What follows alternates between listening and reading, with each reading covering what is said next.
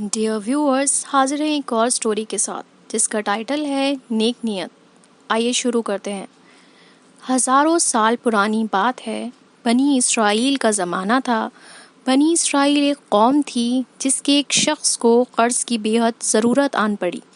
اس شخص نے اسی قوم کے دوسرے شخص سے اپنی ضرورت کا اظہار کیا۔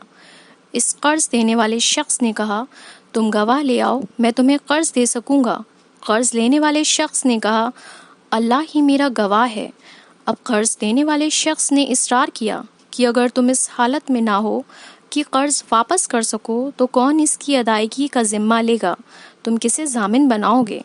اس شخص نے جواب دیا، اللہ ہی میرا ضامن ہے۔ بس قرض دینے والے شخص کو یقین آ گیا اور اس نے کہا کہ تم صحیح کہتے ہو۔ اس شخص نے کچھ وقفے کے لیے یہ قرض دے دیا۔ قرض لینے والے شخص نے جب اپنا کام ختم کیا، یہ سمندر کے کنارے چل دیا۔ اس نے سواری ڈھونڈنی چاہی لیکن نہیں مل سکی۔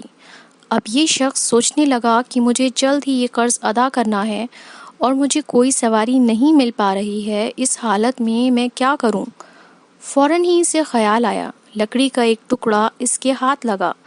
اس نے فوراً ہی اس ٹکڑے میں سوراخ کیا، اس میں قرض لی ہوئی پوری رقم رکھ دی، اس کے ساتھ ایک خط بھی رکھا اور اس سوراخ کو بند کر دیا۔ اب اس شخص نے اس لکڑی کے ٹکڑے کو سمندر میں یہ کہہ کر ڈال دیا، اللہ سبحانہ و تعالیٰ، میں نے اس قرض کو لیتے وقت آپ ہی کو گواہ بنایا اور آپ ہی کو اس کی ادائیگی کا ذمہ دار جانا۔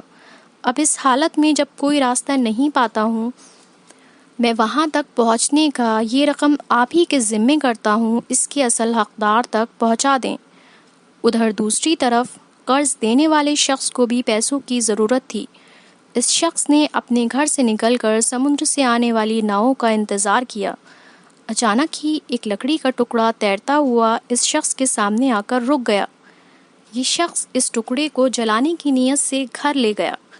جب اس شخص نے لکڑی کو کاٹنا شروع کیا، اس میں سے ایک خط اور رقم برآمد ہوئے جس میں قرض لی ہوئی رقم کی پوری تفصیل لکھی تھی۔ کچھ وقت بعد قرض لینے والے شخص کو جیسی ہی ناؤ ملی، اس نے فوراً ایک بار پھر سے قرض لی ہوئی رقم اپنے ساتھ رکھی اور وہاں تک پہنچ گیا۔ اس شخص نے کہا، اللہ گواہ ہے، میں ناؤ نہ ملنے کی وجہ سے نہیں آ سکا۔ اب میں حاضر ہوں آپ کے سامنے اس رقم کے ساتھ۔ قرض دینے والے شخص نے کہا، اللہ نے تمہاری طرف سے مجھ تک لکڑی کا وہ ٹکڑا پہنچا دیا جس میں قرض کی رقم تھی اور خط دونوں تھے، اسی لیے وہ قرض ادا ہو گیا۔ اب تم یہ رقم اپنے پاس ہی رکھو، اللہ تمہیں راہ راست پر بنائے رکھے۔